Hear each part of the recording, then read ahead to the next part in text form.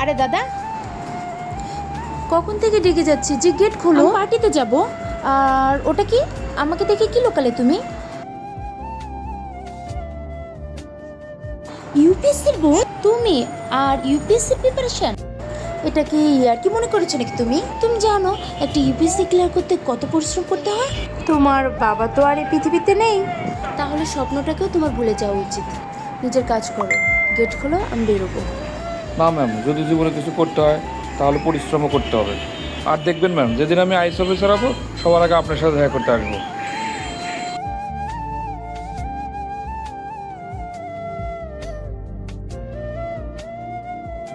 আমি আপনাকে বলেছিলাম না, আমি যেদিন আইস অফিসার হয়ে যাব সেই দিন সবার আগে আপনার সাথে দেখা করতে আসবো। তাই তো আজ আমি খুশি হয়ে আপনার সাথে দেখা করতে চলে আসলাম। তুমি আইস অফিসার হয়ে গেছো? বাহ গোপাল, এটা শুনে আমি ভীষণ খুশি হলাম। ভিডিও ভালো লাগলে লাইক এবং সাবস্ক্রাইব করে দিও প্লিজ।